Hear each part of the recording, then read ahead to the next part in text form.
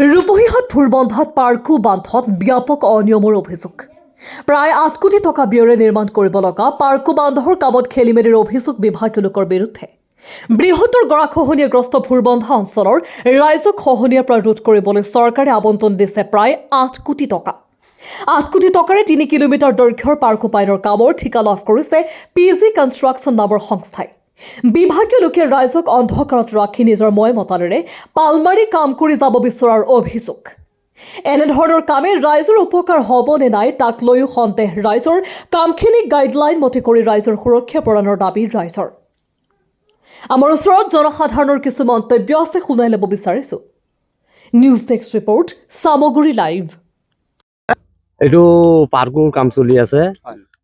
এতিয়া কামখিনি প্ৰথম যেনেকে কামটো কৰিছে ভালকে ধুনীয়াকৈ, এই কামটোৰ পৰা বহুত পাৰ্থক্য হৈ গ'ল। এতিয়া কামখিনি ডুপ্লিকেট হৈ আছে। ইয়াত মানে বহুত ৰাজনীতি চলি আছে। এইটো মানে কামটো মানে আগৰ মতে হোৱা নাই। যিসকলে মিস্ত্ৰী আগত কাম কৰি আহিছে, আগে পিছে কাম কৰি আছে, তেওঁলোকে কৈ আছে বোলে কামটো এনেকা নহয় এনেকে হ'ব লাগে। প্ৰথম কামটো যিটো কৰিছে এইটো আপোনালোকে চাই আহক। সেই কামটো কিন্তু ধুনীয়াকৈ হৈছে। এইটো কোনো প্ৰতিবাদ কোনো কৰিব নোৱাৰে। বৰ্তমান যিটো কাম হৈ আছে এই কামটো কিন্তু পচন্দ মতে হোৱা নাই। কামটো একদম মানে ডুপ্লিকেট হৈ আছে। মাজত গেপ ৰাখি দিছে। গেপৰ কাৰণে মানে ইয়াত ক্ষতি হ'ব, প্ৰায় ডাঙৰ ক্ষতি হ'ব। পূৰ্বতো আৰু ইয়াতে বান এইবিলাক বান হোৱা নাই, হয়তো পানীৰ সময়ত অলপ অলপ পেলাইছে। এইটো এটা পেলাইছে, এইটো ঠিকে আছে, এইটো পেলাইছে ঠিকে আছে। এইটো জাগাখিনি ভৰিও গ'ল। তেনেকে কামখিনি মানে এতিয়া হোৱা নাই। আপোনালোকে ৰাইজে দাবী জনাইছিল, দাবী জনাইছে ৰাইজে। এতিয়া সিহঁতৰ লগত নোৱাৰে, সিহঁতে যিটো কয় এইটোৱে কৰি আছে, লেবাৰ এইটোৱে কৰি আছে। লেবাৰৰ মতে কথা চলি আছে, ইঞ্জিনিয়াৰসকলৰ মতামত চলি আছে, মই মতামত চলি আছে। যিটো কাম কৰি আছে এইটো আপোনালোক সন্তুষ্ট নহয়। আমি এইটো সন্তুষ্ট নহয়। এইটো কাম কিন্তু আমাৰ মতে হোৱা আপোনালোক পুনৰ ভুগিব লাগিব, ভুগিবই লাগিব। ভুগাতে কাম কৰাতকৈ নকৰাই ভাল। তেনেকুৱা চিষ্টেমত কাম হৈছে। প্ৰথম দিনাখন যিখিনি কৰিছিলে সেইখিনি সুন্দৰ কাম কৰিছে। এতিয়া আপোনালোকে চাবই পাৰে, এইটো কাম কৰিছে, চাই আহক ধুনীয়া কাম হৈছে। এইটো প্ৰতিবাদ কোনো কৰিব নোৱাৰে। তো ইয়াৰ একদম পাৰৰ কিনাৰত আহি পেলাই কামখিনি ডুপ্লিকেট কৰিছে। যিহেতু অভিযন্তাসকল আহিছে, আপোনালোকে কথা কৈছে, কি কয় তেওঁলোকে সবৰে অসন্তুষ্ট হয়। কোনো কামটো কাৰো পচন্দ হোৱা নাই।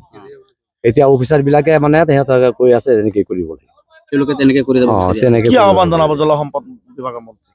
মই তেওঁলোকক অনুৰোধ কৰিম যে আমাৰ কামখিনি ভালকে হ'ব লাগে। ভালকে কামখিনি কৰিলে আমি সন্তুষ্ট কৰি দিম।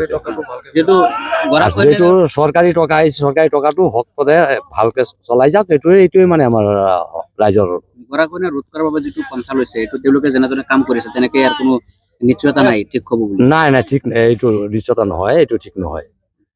কামখিনি ভালকে হ'ব লাগে। আগৰ কামখিনি যেনেকে কৰিছে তেনেকে কামখিনি হ'ব লাগে। ঠাইখিনিৰ নাম কি? 3 নম্বৰ ভোৰবন্ধা। 3 নম্বৰ ভোৰবন্ধা।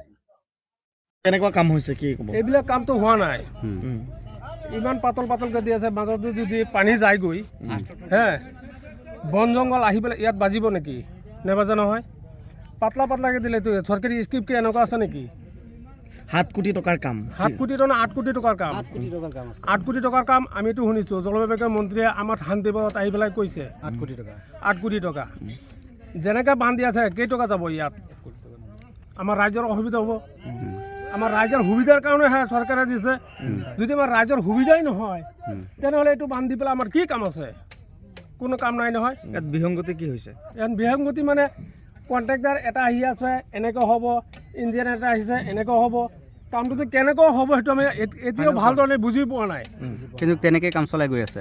জানো কেনেকৈ হয়, নিজৰ ইচ্ছামতে কামটো চলি আছে। গতিকে এইটো কামত আপোনালোকৰ সুৰক্ষা হ'বনে? এইটো আমাৰ বিশ্বাস নহয় এইটো কামত আমাৰ সুৰক্ষা হ'ব। এনেকৈ পাতলা দিলে কি হ'ব নেকি আমাৰ সুৰক্ষা? এইটো হ'ব কি জনাম, এইটো যদি কেনেকৈ ভাল হয় সেইটো এনেকৈ দিব কাৰণে আমি এইটো অনুৰোধ জনাইছোঁ। বিভাগীয় কৰ্তৃপক্ষ আহিছিল নে?